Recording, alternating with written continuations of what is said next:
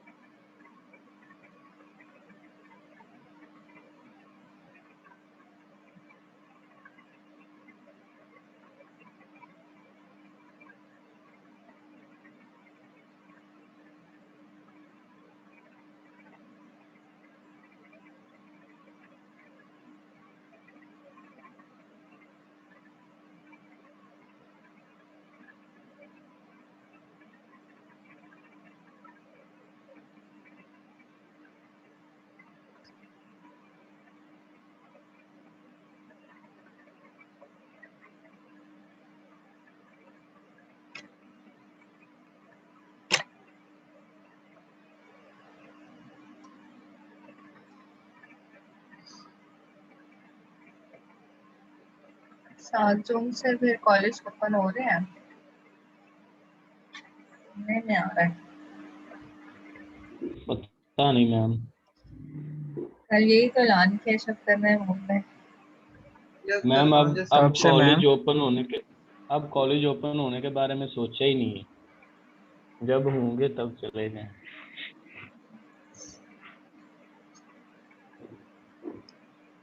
बस ही बाकी सोए में 8।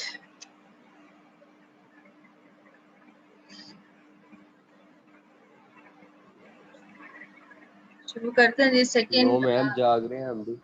हाँ, बाकी आ नहीं ना रहे। कुछ नहीं मैम।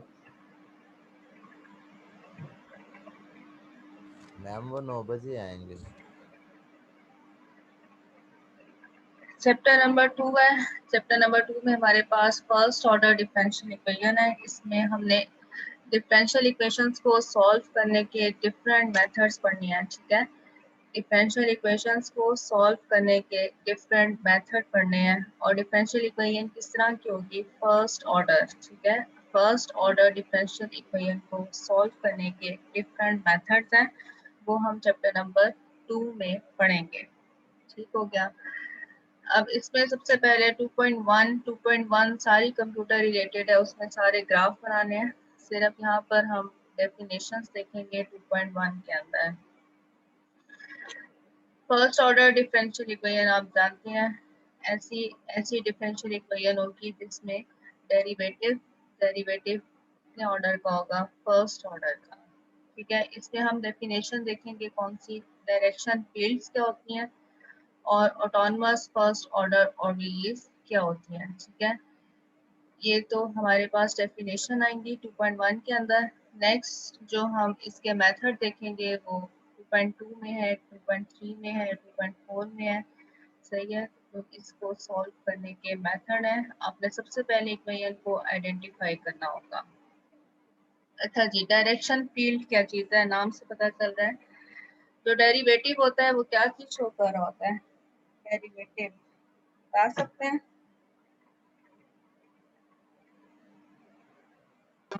मैम स्लोप को शो कर रहा था। स्लोप को शो कर रहा होता है, रेट ऑफ चेंज को शो कर रहा होता है। ठीक है, रेट ऑफ चेंज किसमें? चेंज डिपेंडेंट वेरिएबल में change with respect to independent variable. ठीक है, हम इंडिपेंडेंट वेरिएबल में चेंज लेकर आते हैं तो हमने देखना होता है कि डिपेंडेंट वेरिएबल में उसके हिसाब से कितना चेंज आ रहा होता है। ठीक है, अब स्लोप क्या चीज होती है? किसी भी पॉइंट पर आप टेंजेंट को ड्रॉ कर दें तो वो स्लोप को मेजर कर रही होती है, ठीक है ना।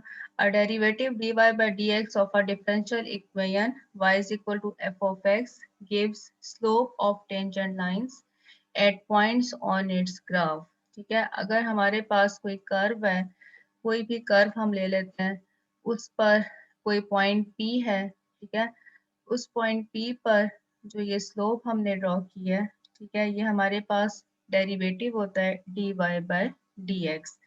अगर हम ऐसा करें कि कर्व के हर पॉइंट पर, ठीक है, अभी हमने सिर्फ एक पॉइंट पर टेंजेंट ड्रॉ कर दिया, ठीक है, तो उससे हमारे पास स्लोप आ जाएगा। अगर हम ऐसा करें कि कर्व के हर पॉइंट पर टेंजेंट ड्रॉ कर दें, ठीक है, कर्व के हर पॉइंट पर, जैसे ये कर्व है, इसके एक पॉइंट पर हमने टेंजेंट ड्रॉ कर दिया, ठीक है। अगर हम कर्व के हर पॉइंट पर टेंजेंट ड्रॉ करें तो जो रिजल्टिंग ग्राफ हमारे पास आएगा वो ग्राफ क्या कहलाएगा, डायरेक्शन फील्ड कहलाएगा, ठीक है। अगर कर्व के हर पॉइंट पर टेंजेंट ड्रॉ कर दें तो जो रिजल्टिंग ग्राफ हमारे पास आएगा, that graph is called the direction field. ठीक हो गया। ये जिस तरह के हमारे पास कर्व है, ठीक है, कर्व के हर पॉइंट पर आपको यहाँ पर टेंजेंट ड्रॉ हुआ हुआ नजर आएगा। अगर ये सारा जो मिलकर जो चीज हमारे पास आएगी उसको हम क्या कह सकते हैं, डायरेक्शन फील्ड कह सकते हैं। सही है जी, यहाँ पे ये डेफिनेशन लिखी हुई होगी।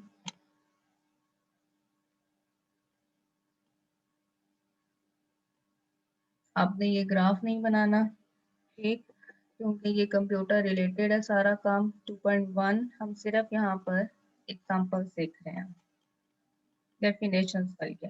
इंक्रीजिंग और डिक्रीजिंग फंक्शन, इसका हमें पता होता है।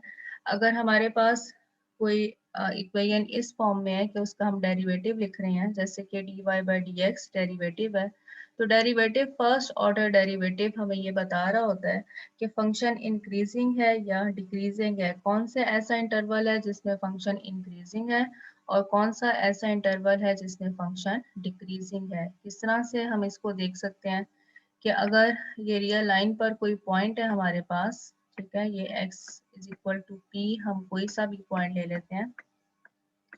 अगर इस तरह से है कि dy by dx, first derivative जो है dy by dx, वो पॉइंट p के लेफ्ट साइड पर फॉर एग्जांपल, ठीक है, लेस देन 0 है, और राइट साइड पर इसका रिवर्स भी हो सकता है, dy by dx right side पर ग्रेटर देन 0 है, ठीक है। अब अगर फर्स्ट डेरिवेटिव लेस देन 0 है तो इसका मतलब है कि जो फंक्शन f आपको गिवन है, ठीक है, वो क्या है, वो डिक्रीजिंग है, डिक्रीज कर रहा है on the left of p, ठीक है, डिक्रीजिंग है। और अगर फर्स्ट डेरिवेटिव ग्रेटर देन 0 है तो इसका मतलब है कि फंक्शन राइट साइड पर, p के राइट साइड पर इंक्रीज कर रहा है, ठीक है। तो डेरिवेटिव हमें ये बता सकता है कि फंक्शन इंक्रीजिंग है या डिक्रीजिंग है।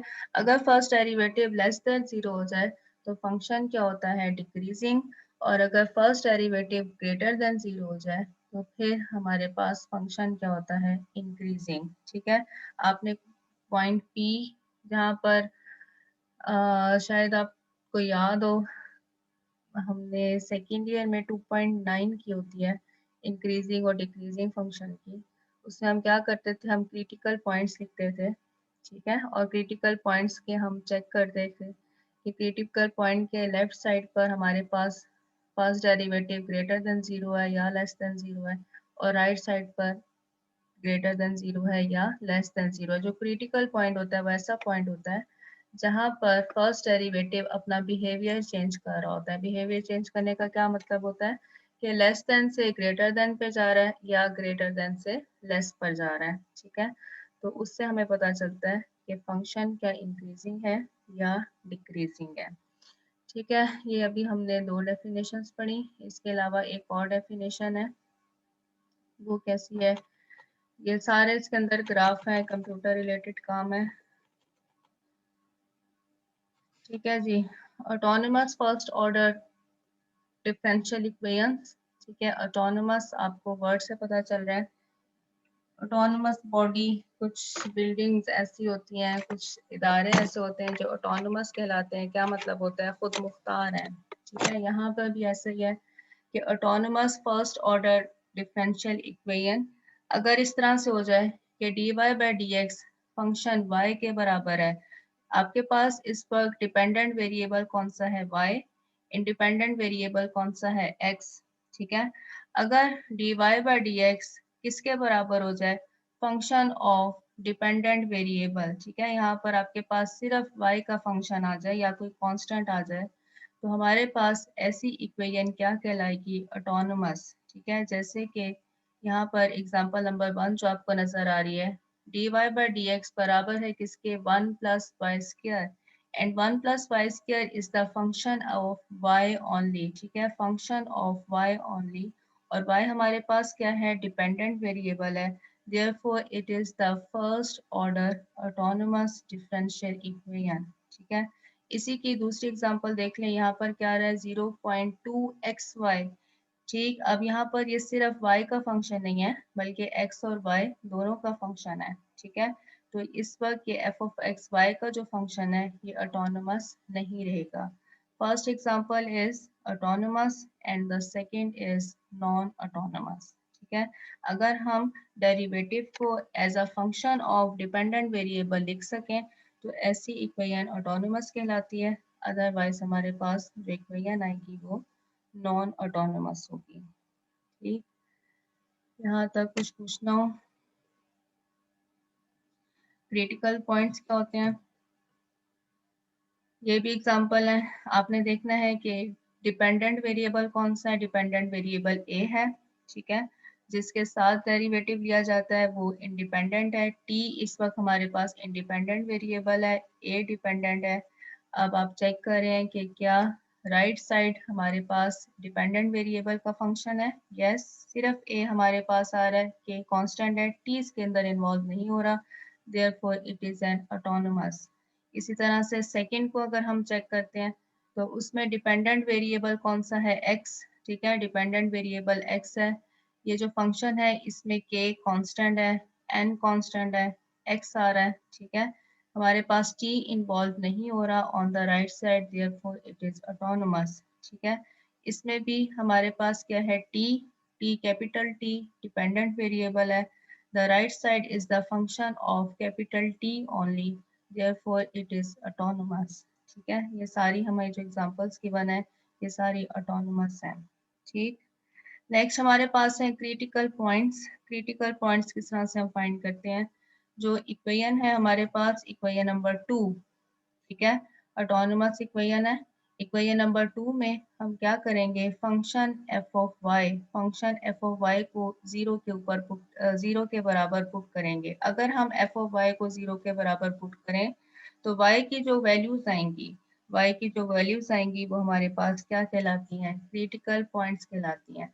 The zeros of the function f in 2 are special importance, ठीक है। We say that a real number c is a critical point। y को जब हम जीरो के बराबर पुट करेंगे तो हमारे पास कोई रिजल्ट आएगा। जैसे कि आप यहाँ से देखें कि 1 प्लस वाई स्क्वायर को अगर आप जीरो के बराबर पुट करते हैं तो y की वैल्यूज आ जाएंगी प्लस माइनस 1। ये जो प्लस माइनस 1 है उनको हम नाम दे रहे हैं किसका? c का, ठीक है। तो जो c है ये क्रिटिकल पॉइंट्स कहलाएंगे of the autonomous differential equation 2। F of C हमारे पास जीरो के बराबर होगा लाजमी तौर पर। जब आप यहाँ पर एफ ऑफ सी को जीरो के बराबर पुट करेंगे। A critical point is also called an equilibrium point और अ स्टेशनरी पॉइंट, ठीक है। क्रिटिकल पॉइंट के और नाम भी आ गए, स्टेशनरी पॉइंट भी आ गया, इक्विलिब्रियम पॉइंट भी आ गया। और हमारे पास क्या है कि अगर सी कांस्टेंट है तो उसको हम इक्विलिब्रियम पॉइंट ही कहते हैं, ठीक है। A constant solution y is equal to c is called an equilibrium solution और constant solution of equation number 2, ठीक है। हमारा काम सिर्फ ये है क्रिटिकल पॉइंट के लिए कि आपने ये जो f ऑफ y का फंक्शन है इसको जीरो के बराबर पुट कर देना है, ठीक है। यहाँ से y की जो वैल्यूज आएंगी, y की वैल्यूज को हम c1 c2 का नाम दे सकते हैं, 1 2 जितनी भी वैल्यूज आती हैं तो वो वैल्यूज हमारे पास क्रिटिकल पॉइंट्स कहलाएंगे। ठीक है जी। नेक्स्ट है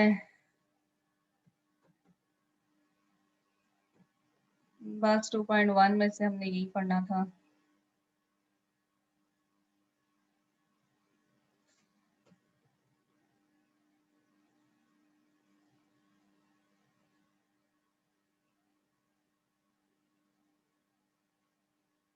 टू पॉइंट टू में डिफरेंशियल इक्वेशन को सॉल्व करने का पहला मेथड आ रहा है सेपरेबल वेरिएबल्स। नाम से आपको पता चल रहा है कि हमने क्या करना है डिफरेंशियल इक्वेशन में वेरिएबल्स को सेपरेट कर देना है। अगर ऐसा हो सकता है कि आप वेरिएबल्स को सेपरेट कर सकें, ठीक है, एक तरफ आप इंडिपेंडेंट वेरिएबल लिख सकें और दूसरी तरफ डिपेंडेंट वेरिएबल लिख सकें, तो फिर ये जो मेथड है ये क्या कहलाता है, सेपरेबल वेरिएबल्स। डिफरेंशियल इक्वेशन को सॉल्व करने का पहला मेथड हम इस वक्त पढ़ रहे हैं। ठीक है जी। क्या करना होगा, इक्वेशन की फॉर्म कैसी होगी, a first order differential equation of the form dy by dx is equal to g of x and h of y। g हमारे पास फंक्शन है वेरिएबल x का, h हमारे पास फंक्शन है वेरिएबल y का। ठीक है, अब ये दो अलग अलग फंक्शन है x और y के। ठीक है, हम क्या कर सकते हैं, हम यहाँ से dy को किसके साथ लिखना है, हमने hy के साथ, और dx को किसके साथ लिखना है, gx के साथ। ठीक है, अगर हम ऐसा कर सकें कि y वाले टर्म्स को हम अलग कर सकें और x वाली टर्म्स को हम अलग कर सकें, तो इस मेथड को हम क्या कहेंगे, सेपरेबल। ठीक है, सेपरेबल। आप इधर से किस तरह से इनको अलग करेंगे, इसको अलग करने का मेथड ये होगा कि dy और dx ने हमेशा कहाँ पर रहना है, dy और dx ने हमेशा न्यूमिनेटर पे रहना है। ठीक है, dy और dx हमेशा कहाँ पर आएगा, न्यूमिनेटर पर, बटे से ऊपर आएगा। अब dy है, इसके साथ y वाली टर्म हमने लिखनी है, तो ये वाला जो hy है ये इसके नीचे आ जाएगा। ठीक है, y वाली टर्म्स एक तरफ हो गई, और जो dx है, यहाँ से ये dx है, इसके साथ कौन सा फंक्शन आ सकता है, इसके साथ हम gx को लिख सकते हैं। ठीक है, gx। अब हम इनको आगे जाकर वेरिएबल सेपरेट हो गए, जब वेरिएबल सेपरेट हो गए तो हम इनका अलग अलग इंटीग्रेशन कर सकते हैं। ठीक है, जैसे कि यहाँ पर आप देखें कि dy by dx है, ठीक, dy by dx है, किसके बराबर है, वाई स्क्वायर एक्स ई की पावर कितनी है, 3x प्लस 4y। अब हम इनको अलग अलग कर सकेंगे, किस तरह से, y वाली टर्म कौन सी है, y वाली टर्म एक हमारे पास वाई स्क्वायर है, y वाली एक और टर्म भी है वो हमारे पास है e की पावर 4y। ठीक है, आप पावर्स को अलग अलग कर सकते हैं, ऐड हुई है पावर। dy by dx बराबर है किसके, वाई स्क्वायर, साथ में क्या है, e पावर 3x हम अलग कर लेते हैं, x वाली टर्म को अलग कर लेते हैं, साथ में ये मल्टीप्लिकेशन हो जाएगा और ये हो जाएगा e पावर 4y। अब y वाली टर्म्स हमने अलग करनी है, dy के साथ आ जाएगा वाई स्क्वायर, और साथ में कितना आ जाएगा, e पावर 4y। इंटीग्रेशन पर आपको पूरा सही तरह से आनी चाहिए, इंटीग्रेशन आप पहले कर चुके हैं, e पावर 3x और साथ में ये dx आ जाएगा। वेरिएबल सेपरेट हो गए। ठीक है, जब वेरिएबल सेपरेट हो गए तो आगे आपका काम ये है कि आपने इंटीग्रेशन करनी है विद रिस्पेक्ट टू y, और यहाँ पर आपने इंटीग्रेशन करनी है विद रिस्पेक्ट टू x। हमारे पास सोल्यूशन आ जाएगा। ठीक है जी। अब इंटीग्रेशन आपको आनी चाहिए, आती होगी, आती है ना। Yes ma'am. चलिए।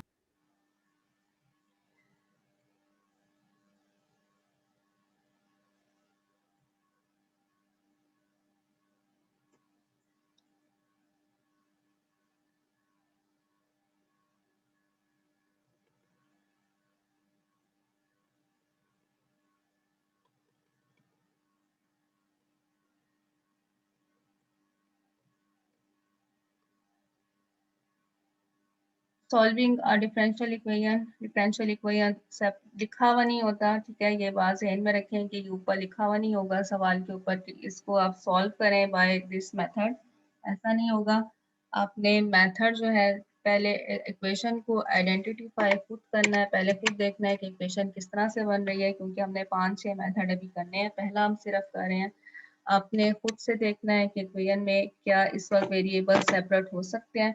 वेरिएबल अगर सेपरेट हो रहे हैं, सबसे आसान मेथड यही है, वेरिएबल अगर सेपरेट हो रहे हैं तो फिर आप इसको इसी तरह से कर लें, जिस तरह के यहाँ पर 1 + x dy है बराबर हो जाएगा y dx के, और इधर से हमारे पास क्या इक्वेशन बन रही है कि dy/y बराबर आ रहा है किसके, dx/1 + x के। लेफ्ट साइड पर इंटीग्रेशन करनी है विद रिस्पेक्ट टू y, हमारे पास 1/y की इंटीग्रेशन कितनी होती है, log y। इसी तरह से 1/1 + x की इंटीग्रेशन कितनी हो जाएगी, log 1 + x, प्लस साथ में क्या आएगा, कांस्टेंट ऑफ इंटीग्रेशन आएगा। कांस्टेंट ऑफ इंटीग्रेशन को c1 का नाम दे दिया, या आप log ऑफ c ही लिख लें, क्योंकि हम पहले यही काम करते आए थे कि जब हमारे पास log इन्वॉल्व हो रहा हो तो फिर यहाँ पर जो कांस्टेंट लिखते हैं उसको हम log c ही लिख लेते हैं। y बराबर हो जाएगा, ठीक है। अब हमें यहाँ पर एंटी लॉग लेना है, हमारे पास क्या आ रहा है, log y बराबर है किसके, log 1 + x + log c के, ठीक है। इस वक्त हम एक काम ये कर सकते हैं, इसके साथ मैं log ही लिख रही हूँ, ठीक है, log के साथ ही कर लें, log c1। सबसे पहले हम ये कर सकते हैं कि जब log a + log b की फॉर्म हो तो आप इनको एक ही log में लेकर आ सकते हैं, और वो बन जाएगा क्या, 1 + x, और साथ में c जो है वो मल्टीप्लाई हो जाएगा, ठीक है, 1 + x और साथ में c आ जाएगा। लेफ्ट साइड पर भी log है, राइट साइड पर भी log है, आप ये log एंटी log लेकर कैंसिल कर सकते हैं, ये log भी और ये log भी, ठीक है। हमारे पास क्या आ जाएगा, y की वैल्यू किसके बराबर हो जाएगी, 1 + x, और साथ में एक कांस्टेंट आ रहा है, इस कांस्टेंट को आप c ही रहने दें, ठीक है, जैसे इन्होंने यहाँ पर c ही रहने दिया है। कांस्टेंट को आप c1 लिख लें, c2 लिख लें, उसके साथ कोई नंबर मल्टीप्लाई हो रहा है उससे कोई फर्क नहीं पड़ता, कांस्टेंट ने कांस्टेंट ही रहना होता है, ठीक है। पहले इन्होंने c1 डिफाइन किया, फिर दोबारा c लिख लिया, आप डायरेक्ट c ही रहने दें, लॉग आपस में कैंसिल हो गए हैं। y की वैल्यू किसके बराबर आई, c1 + x, it is the solution. Solution हमने किस मेथड से फाइंड किया, वेरिएबल्स को सेपरेट करके, ठीक है। Solution of first order differential equation, ये मेथड किसके लिए है, फर्स्ट ऑर्डर डिफरेंशियल इक्वेशन का मेथड है, ठीक है जी। नेक्स्ट है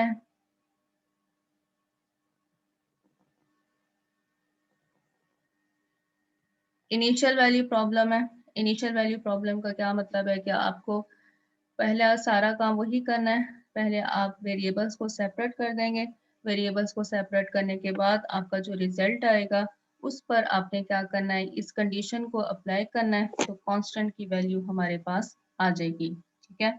इधर से क्या आ रहा है कि y dy बराबर आ रहा है किसके, माइनस इंटीग्रेशन x dx की, ठीक है। हमने वेरिएबल्स को आपस में सेपरेट कर दिया तो हमारे पास ये फॉर्म बन गई। अब y की इंटीग्रेशन करेंगे तो वो कितनी हो जाएगी, y²/2, ठीक है, पावर u लग जाएगा। इसी तरह से माइनस x की इंटीग्रेशन करेंगे तो x²/2, साथ में हमारे पास कांस्टेंट आ रहा है c1। अब हम ये कर सकते हैं कि 2 को डायरेक्ट यहाँ से एलसीएम ले लेंगे तो 2c1 बन जाएगा, उसने रहना कांस्टेंट ही है, उससे कोई फर्क नहीं पड़ेगा। आपके पास क्या आ रहा है, x² + y² = c², ठीक है। ये हमारे पास इस वक्त सोल्यूशन आ गया। अब हमने क्या करना है, इस पर इस कंडीशन को अप्लाई करना है। कंडीशन क्या है कि जब x की वैल्यू 4 है तो y किसके बराबर है, -3 के बराबर है। आपने यहाँ पर x की वैल्यू कितनी रखनी है, x की वैल्यू 4 का स्क्वायर हो जाएगा, और y की वैल्यू कितनी रखनी है, -3 का स्क्वायर हो जाएगा, ठीक है। 16 + 9, c² की वैल्यू कितनी आ जाएगी, 25, c² की वैल्यू 25 आई। आपने इसको यहाँ पर पुट किया तो आपके पास रिक्वायर्ड सोल्यूशन आ जाएगा, ठीक है जी। इसको चाहे तो अलग अलग लिख लें, चाहे तो सेम रहने दें, इससे कोई फर्क नहीं पड़ रहा। नेक्स्ट इंपॉर्टेंट एग्जांपल है, इसमें हम क्रिटिकल पॉइंट और स्टेशनरी पॉइंट देखेंगे कि हमारे पास कैसा आता है। लूजिंग अ सोल्यूशन, एक सोल्यूशन हम लूज करेंगे, और इसको देखते हैं कि क्या हमारे पास कंडीशन आती है। dy बाई डी एक्स बराबर है किसके, वाई स्क्वायर माइनस 4। सबसे पहले हमने क्या किया, x को दूसरी तरफ ले गए, वाई स्क्वायर माइनस 4 को dy के साथ लिख लिया। ठीक है, dy over y square minus 4 dx के बराबर है। वेरिएबल सेपरेट हो गए। जब वेरिएबल सेपरेट हो गए तो अब हमने क्या करना है, इंटीग्रेशन करनी है। ठीक है जी, इंटीग्रेशन अब करनी है तो यहाँ पर वाई स्क्वायर माइनस 4 आ रहा है। आप इसका सबसे पहले क्या करेंगे, पार्शियल फ्रैक्शन करेंगे। ठीक है, इंटीग्रेशन करने के लिए हमें सबसे पहले यहाँ पर पार्शियल फ्रैक्शन करनी है। आपके पास 1/1 वाई स्क्वायर माइनस 4 है। ठीक है, इसकी आप पार्शियल फ्रैक्शन करेंगे।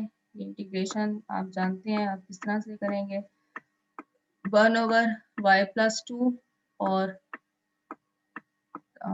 a ओवर, यहाँ पर एक कांस्टेंट आप लिखेंगे a y प्लस 2 और प्लस b, साथ में हमारे पास क्या आ जाएगा y माइनस 2।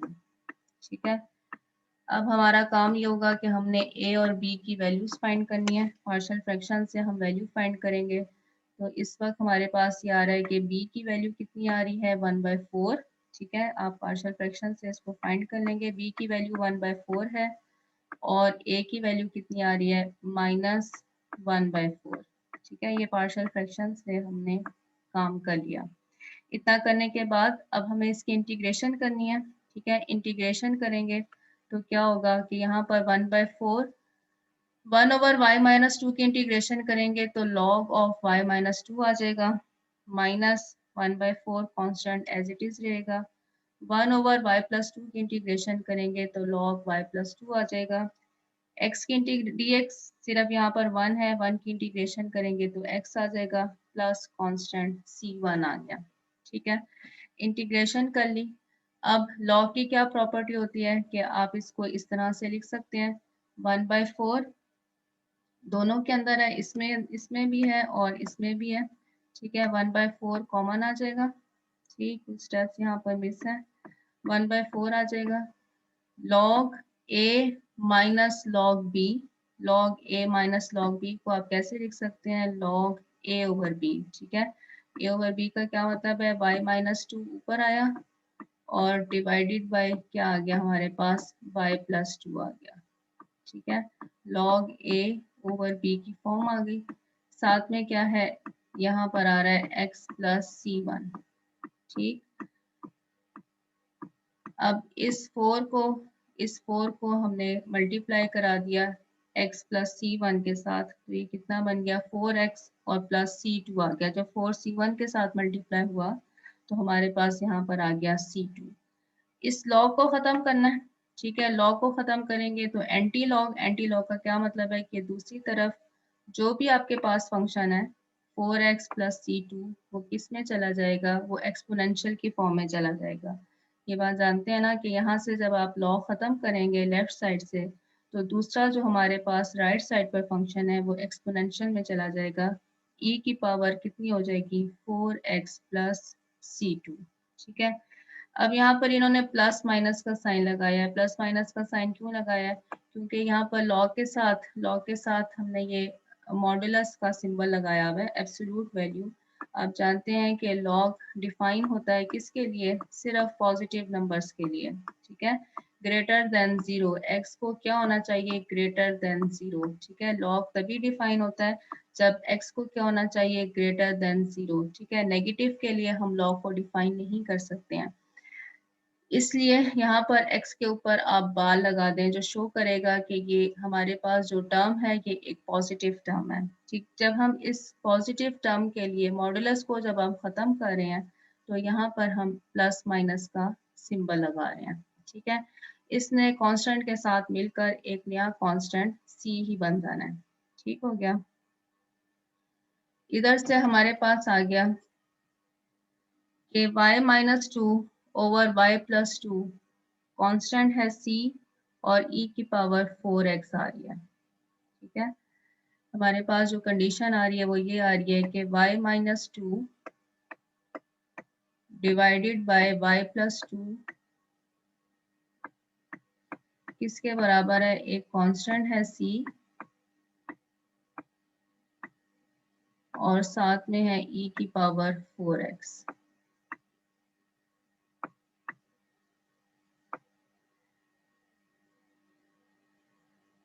हम इसको डिफाइन करेंगे y के लिए। हम y की टर्म फाइंड करते हैं। तो y की टर्म फाइंड करने के लिए हमें क्या करना है कि y माइनस 2, इसी से आगे सॉल्व किया, ये y प्लस 2 इस टर्म के साथ मल्टीप्लाई हो जाएगा, c आ रहा है, e की पावर कितनी आ रही है 4x, और साथ में क्या आ रहा है y प्लस 2। इधर से y वाली टर्म्स हमने अलग करनी है, ठीक है। y की वैल्यू फाइंड करना चाह रहे हैं। y इधर से क्या आएगा, y की टर्म कौन सी आएगी, c e पावर 4x और साथ में y आएगा, ठीक है। तो ये पॉजिटिव टर्म जब दूसरी तरफ जाएगी तो नेगेटिव हो जाएगी, y minus c e power 4x और साथ में क्या है y, ठीक है। इधर हमारे पास क्या आ रहा है कि 2 मल्टीप्लाई हो रहा है c e पावर 4x के साथ, और ये वाला जो -2 है जब दूसरी तरफ जाएगा तो प्लस का 2 बन जाएगा। इन दोनों में से y कॉमन आया, ठीक है। हमारे पास आ गया 1 minus c e power 4x, और ये बराबर हो गया किसके, इन दोनों टर्म्स में से 2 कॉमन आ गया, और इसको हम लिख सकते हैं कि c ई पावर 4x प्लस 1। तो y किसके बराबर आया, y बराबर आ गया किसके 2, साथ में हमारे पास आ रहा है c ई पावर 4x और प्लस 1, ठीक है, और divided by 1 minus c e power 4x, ठीक है। y की वैल्यू ये हमारे पास आ गई। y की वैल्यू जब हमारे पास आ गई है तो अब हमने देखना है कि हमारे पास कोई क्रिटिकल पॉइंट तो नहीं बन रहा, ठीक है।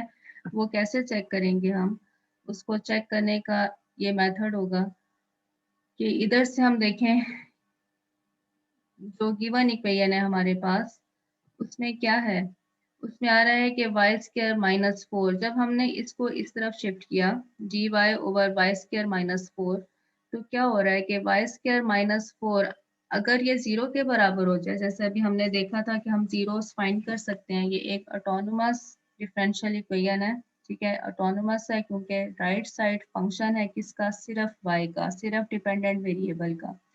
हम इसके जीरोस फाइंड करते हैं, इसके जीरोस क्या आएंगे, वाई स्क्र माइनस 4 को हम 0 के बराबर पुट करेंगे तो y की दो वैल्यूज आएंगी, कौन कौन सी, प्लस माइनस 2, ठीक है। y की ये दो वैल्यूज आई प्लस माइनस 2। अब हम y की इन वैल्यूज को प्लस माइनस 2 को यहाँ पर पुट करके देखते हैं, कहीं पर ऐसा तो नहीं हो रहा कि हमारा सोल्यूशन एग्जिस्ट ना कर रहा हो, ठीक है। अब y की एक वैल्यू हमारे पास 2 है, ठीक, कहाँ से आ रही है, ये हमने इसके जीरोस फाइंड किए हैं, ठीक है। Y square minus 4, y square minus 4 को 0 के बराबर पुट किया, ठीक है, 0 फाइंड किए ऑटोनोमस डिफरेंशियल इक्वेशन के, तो यहाँ से y की दो वैल्यूज आ गई, कौन कौन सी, प्लस माइनस 2, ठीक है।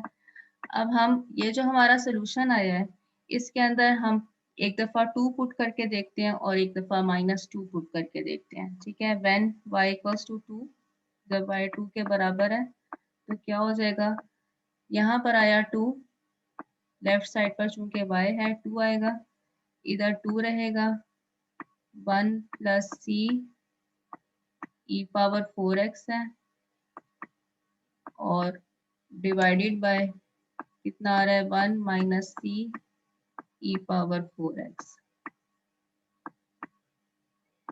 इधर से 2 2 से कैंसिल हुआ, ठीक है। 1 minus c e power 4x बराबर हो जाएगा किसके, 1 प्लस सी ई पावर 4x। अगेन 1 1 से कैंसिल हुआ, ठीक है। इन दोनों को आप एक तरफ शिफ्ट कर दें तो ये 2 times C e power 4x बराबर हो जाएगा किसके, 0 के। अब e पावर 4x कभी भी 0 के बराबर नहीं हो सकता। x की आप कोई भी वैल्यू लिख लें, e पावर 4x 0 के बराबर नहीं हो सकता, क्योंकि e एक कांस्टेंट है, e की वैल्यू 2.17 समथिंग होती है। यहाँ पर आप x की कोई भी वैल्यू लिख लें, ये कभी भी 0 के बराबर नहीं होगा, ठीक है। तो क्या टर्म 0 के बराबर हो सकती है, c जो है मैडम 0 के बराबर हो सकता है। जी बोलें।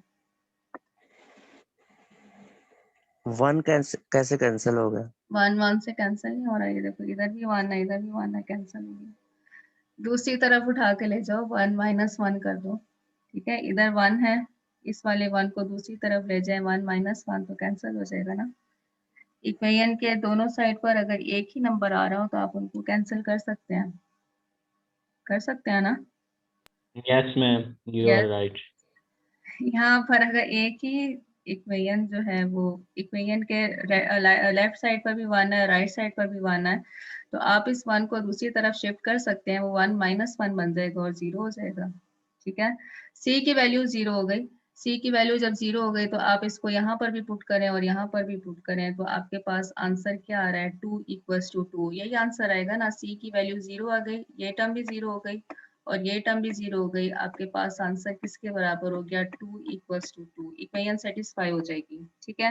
लेकिन अगर हम y की वैल्यू -2 पुट करें, जो दूसरी हमारे पास टर्म है, y की वैल्यू -2 जब हम पुट करेंगे तो क्या होगा कि यहाँ पर हमारे पास इधर लेफ्ट साइड पर -2 आ रहा है, राइट साइड पर 2 आ रहा है, ठीक है। बाकी सारी टर्म्स वैसे ही हैं, 1 प्लस सी ई पावर 4x और divided by 1 minus c e power 4x, ठीक है। अब क्या होगा कि ये 2 और 2 तो कैंसिल हो जाएंगे, यहाँ पर -1 रह जाएगा, ठीक है। -1 इस पूरी टर्म के इक्वल है, ये टर्म अब मैं नहीं लिख रही हूँ। हम इधर क्या करेंगे, इस वाली टर्म को इस -1 के साथ मल्टीप्लाई करेंगे, तो ये -1 प्लस सी, मतलब कि इधर -1 आ रहा है तो हम इधर से क्रॉस मल्टीप्लीकेशन कर रहे हैं, -1 प्लस सी ई पावर 4x बराबर हो जाएगा किसके, 1 प्लस सी ई पावर 4x, ठीक है। दोनों टर्म्स एक जैसी हैं, इक्वेशन के बोथ साइड कौन सी, सी ये वाली और ये वाली, ठीक है, एक ही सिंबल के साथ हैं, आपस में कैंसिल हो जाएंगी। हमारे पास आ रहा है कि -1 1 के बराबर है, अब -1 1 के बराबर नहीं हो सकता, ठीक है। यहाँ पर हमारे पास एक फॉल्स स्टेटमेंट आ गई कि -1 1 के बराबर है, एक फॉल्स स्टेटमेंट है। देयरफॉर हम एक सोल्यूशन को लूज करेंगे और वो सोल्यूशन कौन सा होगा कि y इक्वल्स टू -2 इसका सोल्यूशन नहीं हो सकता, या हम ये कह सकते हैं कि y equals to -2 is a singular solution. जो सोल्यूशन आप लूज करें, ठीक है, y इज इक्वल टू -2 इस इक्वेशन को सेटिस्फाई नहीं कर रहा, तो y इक्वल्स टू -2 को हम सिंगुलर सोल्यूशन कहेंगे, ठीक है।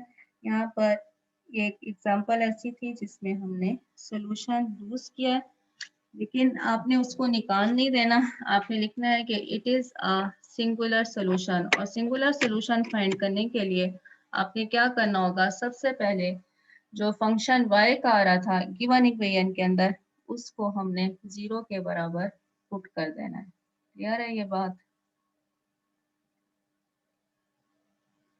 अगर पूछा जाए तो वैसे नहीं करना, ठीक है। क्या करना है मैम? अगर पूछा जाए तो फिर करना है, मतलब पूछा जाए कि क्या इसका कोई सिंगुलर सॉल्यूशन एग्जिस्ट करता है या क्रिटिकल पॉइंट फाइंड कर दें, ठीक है, ऐसी कोई कंडीशन पूछी जाए तो फिर आपने इसको फाइंड करना होगा। अच्छा जी, यहाँ पे टाइम खत्म हो रहा है, अगली ठीक 20 है मैम। मिनट और की अगर क्लास। मैम वैसे ही अगर सोल्यूशन का कहा जाए तो सिर्फ अगर सॉल्व कर देना सोल्यूशन ना? फाइंड करना है तो आपने वहां तक फाइंड कर लिया, जो y की वैल्यू आ गई थी वहीं तक रहने देंगे, ठीक है।